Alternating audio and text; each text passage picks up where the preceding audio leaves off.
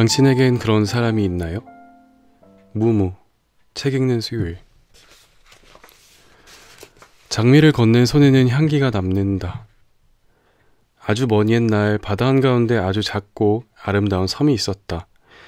이 섬에는 예쁜 소녀가 살고 있었다. 소녀는 장미꽃을 좋아했다. 소녀는 여러 가지 색깔의 장미를 심었고 어느덧 섬은 장미 정원이 되었다. 소녀는 각각의 장미에 이름을 붙여주었다. 노란 장미는 우정, 분홍 장미는 가족의 사랑, 파란 장미는 그리움, 하얀 장미는 순결한 마음. 그런데 유독 빨간 장미만 꽃이 피지 않았다. 그러던 어느 날 멋진 소년이 섬에 찾아왔다. 소녀와 소녀는 첫눈에 반해 사랑에 빠졌다. 낮 동안 소녀는 고기를 잡으러 나가고 소녀는 장미를 가꿨다. 저녁이 되면 어깨를 기대고 앉아 밤별을 헤아렸다. 소년과 소녀는 하루하루가 행복했다. 세월이 흘렀고 소년은 남자가, 소녀는 여자가 되었다. 그런데 어느 날 갑자기 남자는 정신을 잃고 쓰러졌고 그대로 세상을 떠났다. 남자의 마지막 얼굴은 미소를 머금은 편안한 모습이었다. 여자는 깊은 슬픔에 빠졌다. 여자는 두 번 다시 남자와 함께 별을 헤아릴 수 없었다. 여자의 눈물은 그칠 줄 몰랐다. 여자는 홀로 살고 싶지 않았다. 여자는 칼을 들고 자신의 심장을 찔렀다. 여자가 서 있던 하얀 장미꽃밭에 붉은 피가 흘러내렸다. 그 순간 새하얀 장미꽃이 빨간 장미로 바뀌었다. 여자는 환하게 웃었다. 드디어 빨간 장미의 꽃말이 이루어졌다. 이제 여자는 다시 행복한 남자의 품으로 돌아갈 수 있게 된 것이다. 수많은 전생의 인연으로 엮은 운명의 그물에 두 사람의 마음이 꼼짝없이 걸려든 것. 그것이 사랑이다. 살아서도 죽어서도 함께. 그것이 빨간 장미의 의미이다. 약간 무서운데요? 공포영화처럼? 그 여자를 사랑해요? 눈 내리는 어느 겨울밤 거센 바람 소리가 간간히 들려왔다. 여자는 따뜻한 작은 난로 앞에 앉아 남편에게 줄 목도리를 짜고 있었다. 여자는 오래된 난로를 보며 흐뭇한 미소를 지었다. 예전에 두 사람은 이 난로 하나에 의지해 간식 노점을 하며 어려운 시절을 이겨냈다. 요 며칠 여자는 남편 목도리를 짜는 일에 집중하고 있다. 외근이 잦은 남편이 추운 겨울을 조금이라도 따뜻하게 날 수 있게 하려면 서둘러야 했다. 눈은 좀처럼 그칠 줄 몰랐다. 문득 고개를 들어 벽시계를 보니 벌써 11시였다. 여자는 불안한 생각이 들었다. 지금까지 남편은 아무 연락이 없이 이렇게 늦은 적이 없었다. 여자는 다시 목도리를 짜기 시작했다. 그리고 갑자기 무슨 생각이 들었는지 서랍에서 코바늘과 빨간색 실타래를 꺼냈다. 30분쯤 후에 남편이 현관문을 열고 들어왔다. 여자는 몰래 나쁜 짓을 하다 들킨 아이처럼 화들짝 놀랐다. 얼른 바늘과 실을 서랍에 쑤셔 넣었다. 현관을 향해 돌아선 여자는 만취한 남편을 보고 깜짝 놀랐다. 남편은 비틀거리며 간신히 거실에 올라섰고 제대로 몸을 가누지 못했다. 여자가 남편의 팔을 잡으려는 순간 남편이 그녀를 거칠게 뿌리쳤다. 여자는 민망한 두 손을 걷어들이지도 못하고 멍하니 서 있었다. 오늘 당신한테 꼭 할 말이 있어. 그동안 용기가 나지 않아서 못했는데 더 이상은 괴로워서 못 견디겠어. 오늘은 무슨 일이 있어도 꼭 말할 거야. 여자의 심장은 쿵쾅거렸다. 뭔가 불길한 예감이 들었다. 남편은 어떻게 말을 시작해야 할지 몰라 머뭇거렸다. 여자가 먼저 말을 꺼냈다. 저녁 때 끓여놓은 국 좀 마시고 몸 좀 녹여요. 잠깐만 기다려요. 남편은 소파에 털썩 주저앉으며 드디어 입을 열었다. 필요 없어. 얘기 좀 하게 앉아봐.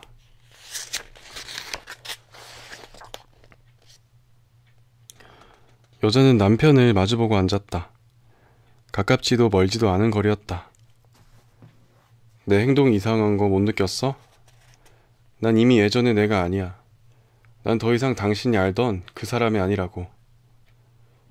여자는 지난 몇 주의 기억을 떠올렸다. 하지만 남편에게는 크게 이상한 점은 전혀 발견하지 못했다. 다만 남편의 귀가 시간이 평소보다 늦어지고 자연스럽게 집에서 밥을 먹는 일이 줄어들었을 뿐이었다.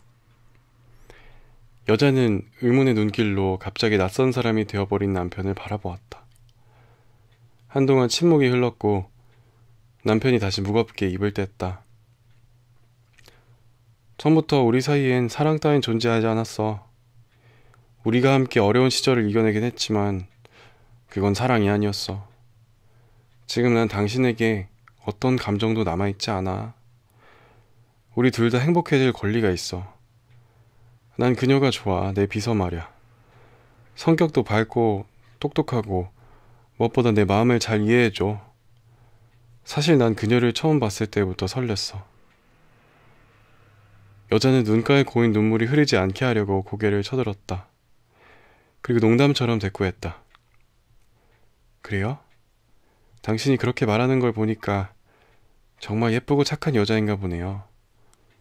벌써 며칠째 목도리 하나 차지 못하는 나 같은 멍청한 아줌마랑은 비교도 안 되겠죠. 그렇지 않아. 당신은 좋은 사람이야. 다만 난 더 이상 당신을 속이고 싶지 않을 뿐이야. 지금까지 말하지 못하고 망설인 건 당신이 얼마나 큰 상처를 받을지 잘 알기 때문이야. 그녀도 내 마음을 받아들였어. 우리는 매일 아침 함께 커피를 마시고 점심도 함께 먹었어. 그리고 여자는 끝내 마지막이 될 한마디를 내뱉었다. 그 여자를 사랑해요? 남편은 고개를 숙이고 난로를 바라보다 결심한 듯 대답했다. 그래. 그녀를 향한 내 마음이 점점 커지고 있어. 하루 종일 그녀 생각만 할 때도 많아. 일을 할 때도 계속 그녀의 얼굴이 떠올라. 매일 출근을 할 때면 빨리 그녀를 보고 싶어서 미칠 것 같아.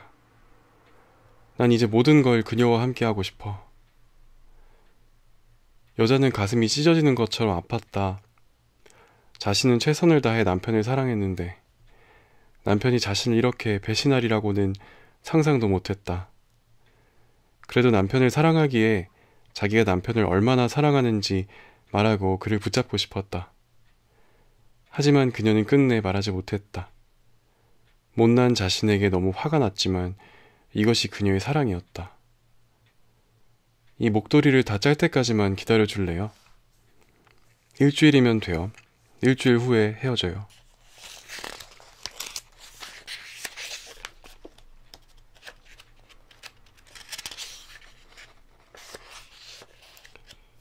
그 후 일주일은 길고도 짧았다. 여자는 최대한 아무 일 없었던 것처럼 행동하기 위해 노력했다. 물론 이미 되돌릴 수 없다는 건 알지만 달리 할 수 있는 것도 없었다. 여자는 평소처럼 아침마다 웃는 얼굴로 남편을 배웅했고 저녁에는 난로 앞에서 목도리를 짜며 남편을 기다렸다. 마지막 날 아침 여자는 일찍 일어나 짐을 꾸리고 완성된 목도리를 직접 남편 목에 걸어줬다. 남편은 말없이 여자를 지켜볼 수밖에 없었다. 여자는 목도리를 둘러 매듭을 지은 후 한참을 바라보다 만족스러운 미소를 지었다. 여자는 마치 최후의 의식을 치르는 것처럼 천천히 움직였다. 그리고 여자는 혼자 현관문에 나섰다. 혼자 남은 남편은 매듭을 풀고 목도리를 내려놓았다. 매듭으로 가려있던 자리엔 러브라는 글자가 붉게 수놓아져 있었다. 완전 바람 에피소드인데?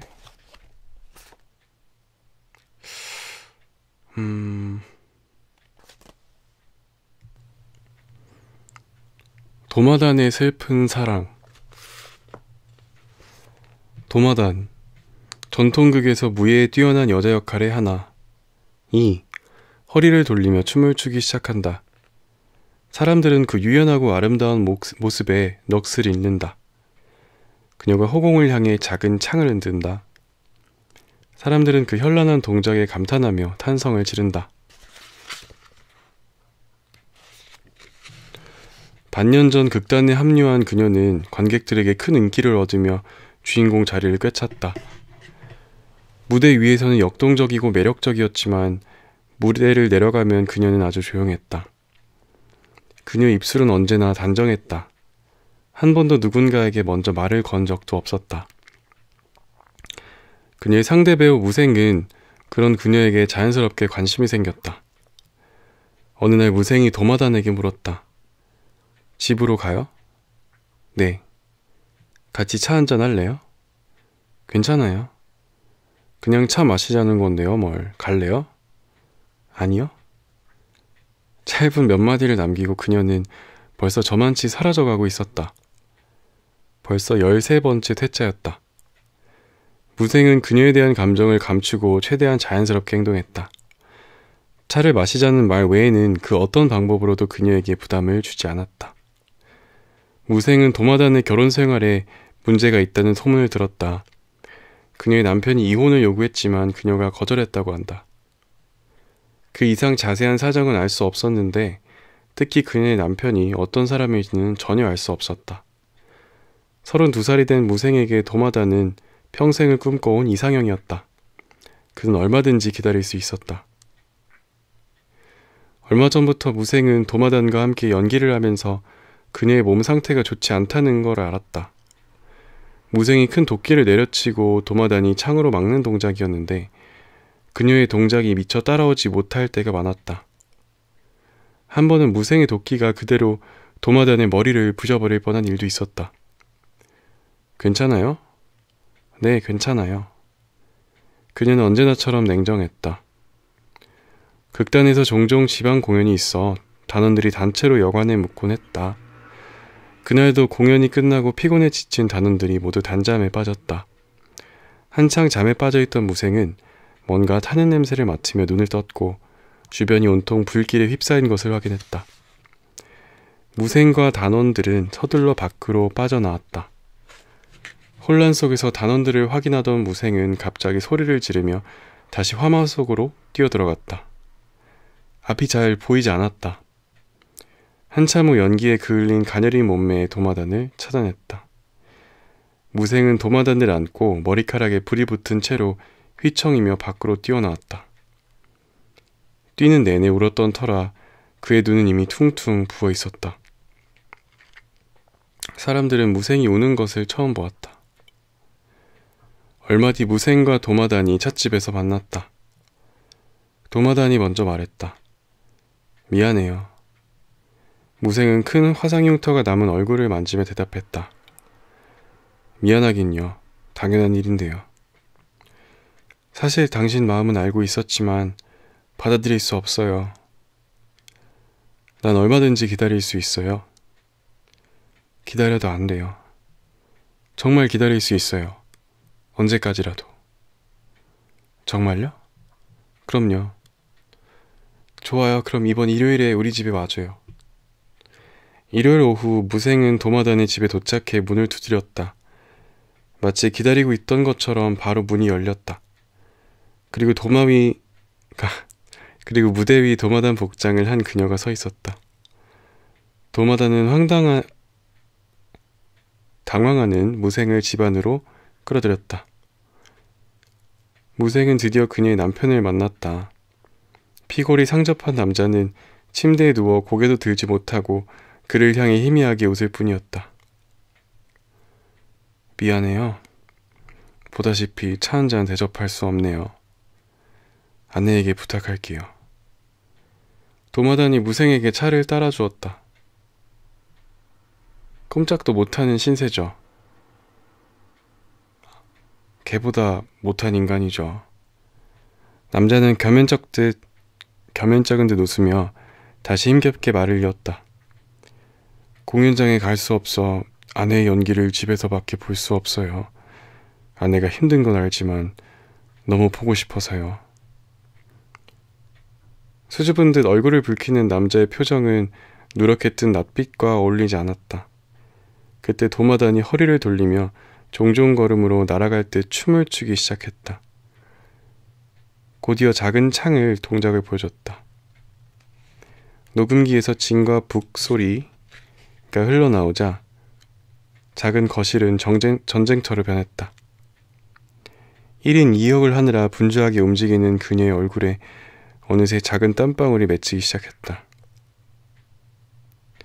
드디어 무생이 공중돌기를 하며 무대에 등장했고 도마단과 마주서 합을 주고받기 시작했다. 적이 아니라 사이좋은 친구처럼. 그때 도마단이 미소를 지으며 물었다. 안 기다릴 거죠? 안 기다릴 거야. 정말 안 기다릴 거예요? 안 기다릴 거야. 남자의 박수 소리와 함께 두 사람의 가장 아름다운 공연이 막을 내렸다.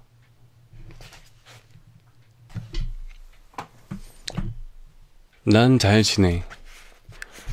얼마 전 결혼했지만 아직 직장이 없는 남자는 취업을 위해 열심히 뛰어다니고 있다. 순수한 매력을 지닌 여자는 꿈을 이루기 위해 디자인 학원에 다녔다. 여자는 언제나처럼 저녁을 준비하고 남편을 기다렸다. 남편은 유난히 피곤해 보였다. 당신 괜찮아? 그럼 괜찮아.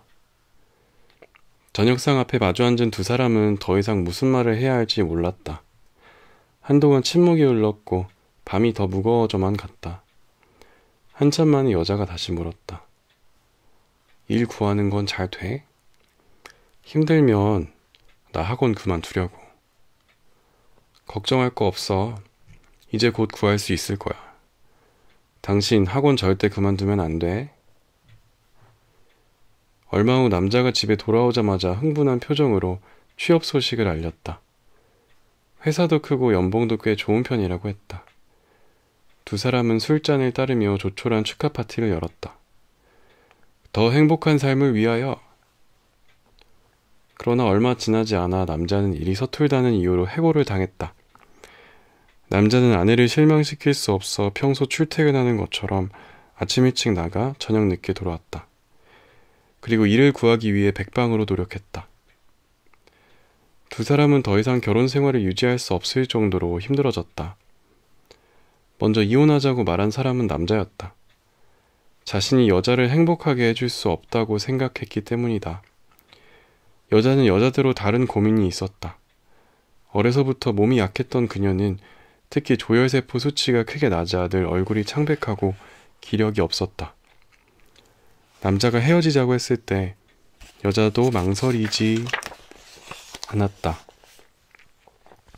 자신이 끝까지 남자 곁을 지킬 수 없다고 생각했기 때문이었다. 여자는 남자와 헤어진 후 다른 도시로 떠났다. 10년 후 여자는 남자와 살던 도시를 다시 찾았다. 우연히 잡아탄 택시 여자는 남자를 만났다. 남자는 택시기사가 되어 있었다. 여자는 잠시 당황했지만 곧 침착하게 말했다. 잘 지내? 난 잘 지내. 당신은? 남자는 잠시도 망설이지 않고 대답했다. 여자도 웃으며 답했다. 나도 잘 지내. 10년 전 애송이 티가 남아있던 남자는 어느덧 중년의 남자가 되어 있었다. 여자는 남자에게서 눈을 떼지 못했다. 남자 역시 룸미러를 통해 힐끗힐끗 여자를 쳐다봤다. 여자는 어느새 마음까지 따뜻해지는 걸 느꼈다. 그때 여자는 남자가 선물해준 머리핀을 꽂고 있었고 남자는 여자가 선물해준 시계를 차고 있었다. 잠시 후 여자가 차에서 내릴 때쯤 두 사람은 서로를 바라보며 따뜻하게 웃어주었다.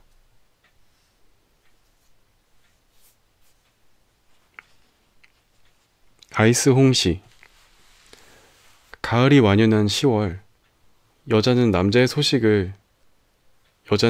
결혼식을 보러 갔다. 청첩장을 받지는 못했지만 동창들에게 소식을 들어 알고 있었다. 떠들썩한 피로 현장 한 구석에 몸을 숨기고 멀리서 조용히 남자를 지켜봤다. 오늘의 주인공인 남자는 많은 사람들에게 둘러싸여 축하를 받았다. 여자는 쓴웃음을 지으며 술 한 모금을 넘겼다. 수많은 상념과 복잡한 심경이 뒤엉켰다. 조용히 피로 현장을 빠져나온 여자는 무작정 거리를 걸었다. 그리고 노점상의 외침에 문득 정신이 들었다. 달고 시원한 아이스 홍시가 왔어요. 정말 달아요. 여자는 그 자리에 얼어붙었다. 눈이 데일 것 같은 선명하고 붉은 홍시를 보자마자 그녀는 눈물을 흘렸다. 기억이 밀려왔다. 여자는 여학생 기숙사 앞 목련나무 아래에서 여자를 기다렸다. 여자는 새하얀 치마를 입고 아직 마르지 않은 긴 머리카락을 날리며 계단을 뛰어내려갔다. 남자에게 다가선 여자는 남자가 들고 있는 상자를 더 반겼다. 그 안에는 작고 앙증맞은 빨갛고 투명한 홍시가 들어있었다. 특별하게 정한 적은 없지만 두 사람에게 아이스 홍시는 사랑의 증표였다. 남자는 매년 10월 말 고향집에 다녀왔다. 그때마다 빨갛고 윤기가 흐르는 잘 익은 홍시를 가져와 냉동실에 넣어뒀다. 남자는 사랑스러운 여자가 홍시를 맛있게 먹는 모습을 보면서 행복을 느꼈다. 대학 졸업 후 여자는 모교에 남아 화학 조교가 됐고 남자는 지방회사에 취직했다. 남자는 기차를 타기 전 여자를 꼭 끌어안고 이렇게 말했다. 사랑하니까 세상 끝에 있어도 우린 언제나 함께 있는 거야. 기차가 움직이기 시작했고 여자는 이를 악물고 뒤돌아섰다. 비록 몸은 멀리 떨어져 있었지만 두 사람은 사랑을 키워나갔다. 그해 10월 말 고향집에 다녀온 남자는 언제나처럼 직접 따온 홍시를 여자 집에 가져와 냉동실에 넣어주었다. 한 번에 너무 많이 먹으면 안 돼. 속이 좋지 않아. 그리고 한마디 더 덧붙였다. 내 생각 너무 많이 하면 안 돼. 건강에 좋지 않아. 조금만 기다려. 계약금 치를 돈만 마련하면 결혼하자. 여자는 3년을 넘기지 못하고 이유 없이 이별을 통보했다. 여자는 밤기차를 타고 여자를 찾아갔지만 그녀의 집은 이미 텅 비어 있었다. 연구실에 가봤지만 역시 여자는 없었다. 여자의 동료를 추궁한 끝에 여자가 결혼했다는 말을 들었다. 몇 년 후 남자가 탄 택시가 신호에 걸려 잠시 멈춰 있는데 저 앞에 걸어가는 여자의 뒷모습이 왠지 익숙하게 느껴졌다. 남자는 너무 놀라 심장이 멎는 줄 알았다. 남자는 택시에서 내려 그 여자를 뒤쫓았다. 사람들 속으로 여자가 사라졌다. 뭔가 이상했던지 여자가 걸음을 멈추고 뒤를 돌았다. 남자는 또다시 심장이 멎을 뻔했다. 사람을 잘못 본 것 같네요. 여자는 담담한 미소를 짓더니 다시 돌아섰다. 그렇지. 잘못 본 거야. 남자가 알고 있는 여자는 백옥 같은 피부에 꽃처럼 아름다웠으니까. 방금 본 여자는 온 얼굴이 흉터로 뒤덮여 있었다. 여자는 골목길에 숨어 멀리서 남자를 지켜봤다. 남자가 탄 택시가 떠나고 여자는 다시 홀로 남겨졌다. 이 넓은 세상에 아무도 없이 홀로 남겨진 기분이었다. 사랑이 깨지고 남은 건 눈물뿐이다. 남자는 확실히 사람을 잘못 봤다. 사람을 못 찾은 게 아니라 그 사람을 못 알아본 것이다. 여자가 말없이 떠났던 그 해, 여자가 일하던 연구실에서 폭발 사고가 있었다. 수많은 유리 파편이 여자의 얼굴 위로 쏟아져 내렸다. 남자와 헤어진 후 여자는 홍시를 먹지 않았다. 먹어보려 했지만 홍시를 입에 넣기도 전에 눈물이 봇물처럼 흘러내렸다.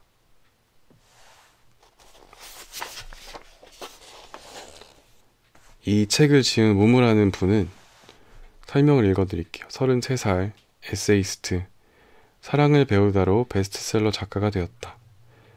그의 책은 100만 부 이상의 판매를 기록하고 있으며 여러 나라에서 번역 출간되었다. 언론 및 기타 매체를 인터뷰를 일체하지 않고 오직 글로 독자들과 교감하는 운둔의 작가로 유명하다.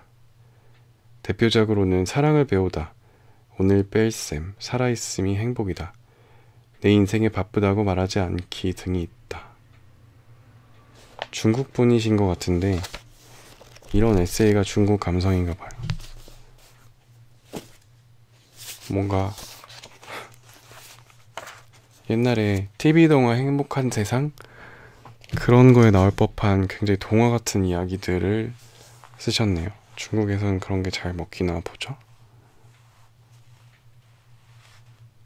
그래도 계속 읽다 보니까 뭔가 마음이 깨끗해지는 게 오늘도 가벼운 마음으로 잘 수 있을 것 같네요. 여러분도 좋은 밤 되시고 잘 자요. 안녕?